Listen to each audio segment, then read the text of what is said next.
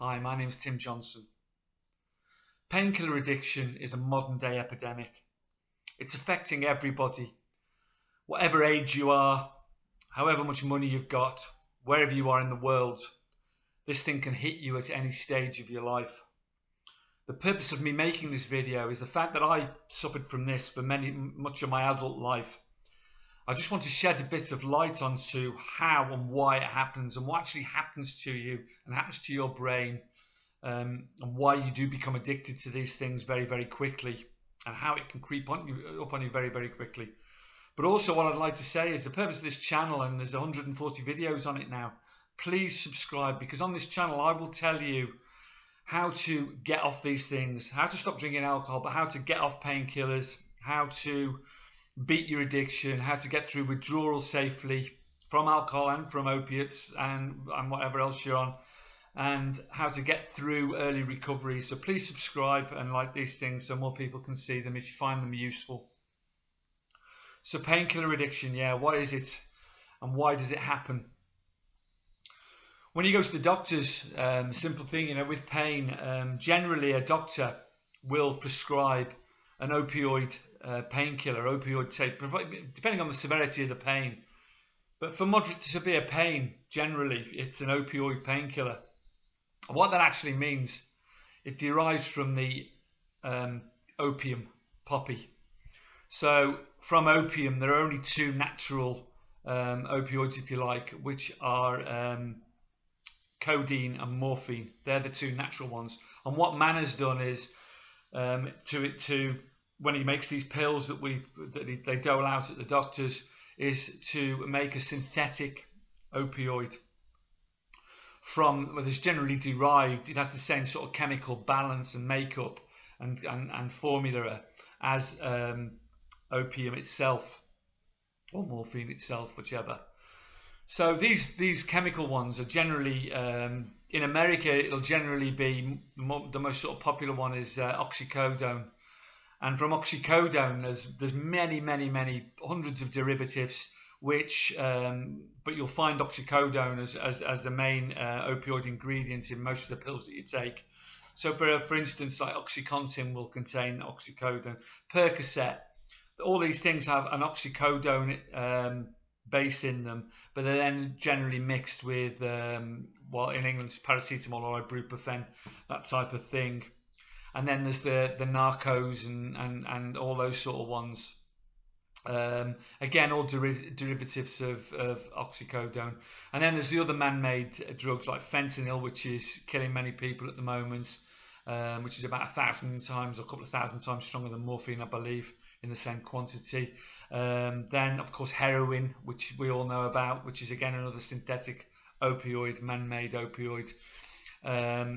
Etc., etc., dilaudid, and go on and on. In England, we generally get prescribed things like solpadol, which is again codeine, high 30 milligram codeine with paracetamol, or that type of thing. If you go to the chemist, you can buy things like Nurofen Plus, which are codeine, 12.8 milligram codeine with ibuprofen in them, etc., etc., etc. The list goes on and on, but generally we'll get prescribed these things. Now, when we take them, how opioids affect your brain, and this is the critical point, I suppose. What happens in your brain is you have opiate receptors in your brain. You have natural opioids flowing all around your body, which are released, as a brain chemical, which help you in the instance, for instance, if you chop a finger off, you don't feel pain straight away because your natural opioids will flood into that area. So you have opioid receptors in your brain, but you also have like what they call pleasure pathways in your brain, and these release things like happy hormones like dopamine and serotonin, and the ones we all know about, endorphins. The things that make the pleasure reward chemicals when you eat a beautiful meal, when you have sex, orgasm, that type of thing. When you exercise, the reward is the runner's high, the endorphins. So this is the pleasure pathways in your brain all working there.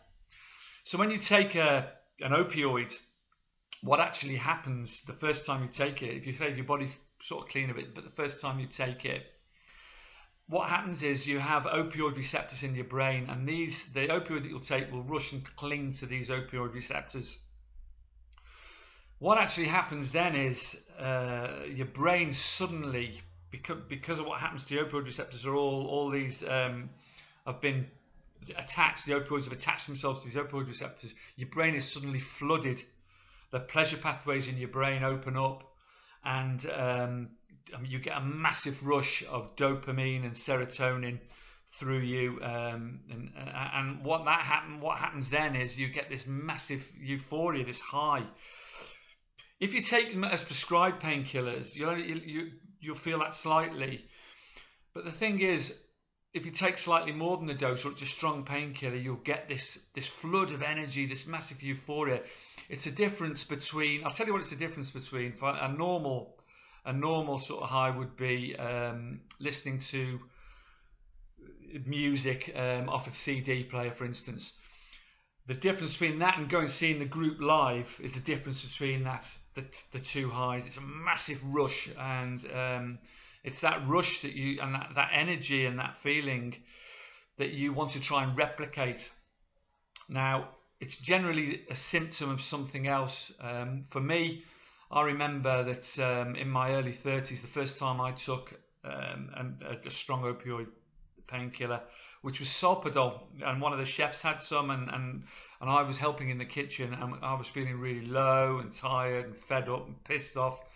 There was stuff going wrong in my life. There was all sorts, I felt down, and he said, try a couple of these will make you feel better. And I remember it distinctly. I was about 32 years old, and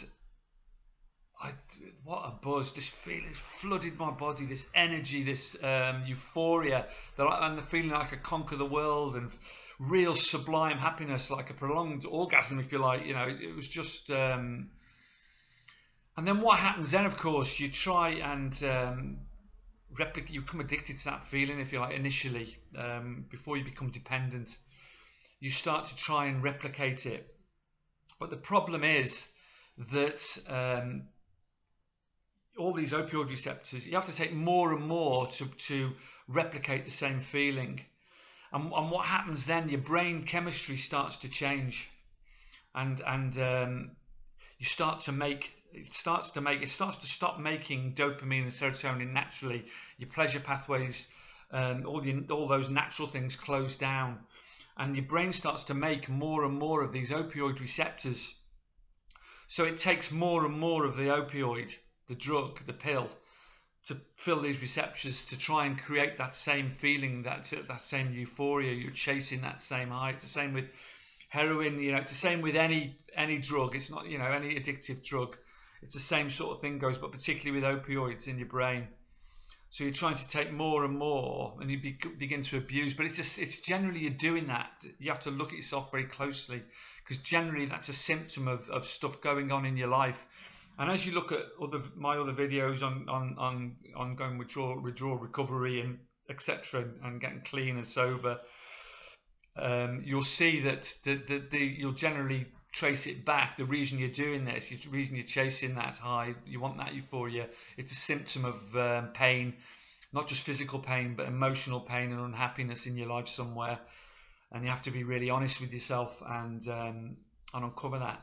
But the problem is, like, if you're taking more and more of this, and what happens then, your brain stops making the dopamine, etc., and the pleasure pathways all close down, and you become physically dependent on the pill, on the opiates. And that can be as simple as this can happen in a period of 2, 3, 4 weeks, they reckon. I think it's sooner than that, personally. I think if you're abusing it, I think they can happen quicker than that, personally. But the books say 2 to 4 weeks of taking strong opioid painkillers. But even the weaker ones, even if you're taking Nurofen Plus 3 or 4 times a day on a daily basis, you will be addicted. The same thing is happening to a slower extent in your brain. When you become physically dependent, what happens is, when you stop taking that, you stop ever achieving that euphoria. All you're doing is staving off withdrawal symptoms, because what happens is, when your brain needs the opioid now to feel normal, because it's not producing any of the chemicals that it needs to produce. It's not producing natural opioids. It's not producing serotonin, endorphins, dopamine itself. The pleasure pathways are all closed down, and it needs the chemical to feel normal. It's shut down. So these opioid receptors are sprung up everywhere, and they need to be filled. So you're not even achieving euphoria anymore. And as soon as you stop taking that, there's a massive gap in your brain, and this is where all the horrible withdrawal symptoms come from that you experience: the diarrhea, the sleeplessness, the sweat, the pain all over your body, the vomiting, the shaking, the trembling. All it is your brain trying to rebalance and get back to normal, but you don't know that. It needs, and of course the massive lethargy and lack of energy and depression that comes down on you in withdrawal. And you're wondering what's happening to you. Well, this is what's happening to you. Your brain needs that chemical to get normal. So you have to experience withdrawal then. You have to get through the other side for your brain to start slowly reproducing the chemicals again itself and rebalancing itself. And that takes time, and it's not pleasant. So please beware, because this can happen to anybody. It happened to me. It took me nearly 25 years to stop my painkiller addiction, and it led me to heroin in the end. It led me to taking 20 to 30, maybe even more Nurofen Plus a day when I couldn't buy drugs. It led me to nearly losing everything in my life, my family, my self-respect, my dignity, but most of all my health, because I was near death from alcohol and drugs. But opiates plagued me for most of my adult life, and it started by just taking a simple painkiller, and it ended up with me abusing prescriptions, kidding doctors out of prescriptions. Again, like I say, heroin. It ended up with me taking massive quantities of drugs that would have killed anybody else, because my tolerance levels were so high.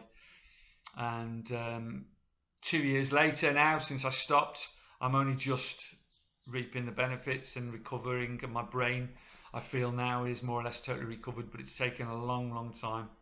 So beware. I hope that's shed a bit of light on painkiller addiction. Just be aware when a doctor prescribes something to you willy-nilly. Ask him questions about it. Ask him, do you really need that? Ask him if there's an alternative, because there is many alternatives to these things. And also ask yourself, if you are taking them, too many of them, what's wrong in my life that I need to do this? Why am I seeking something from outside of myself to try and make myself complete and happy inside myself? They're the questions you need to be asking.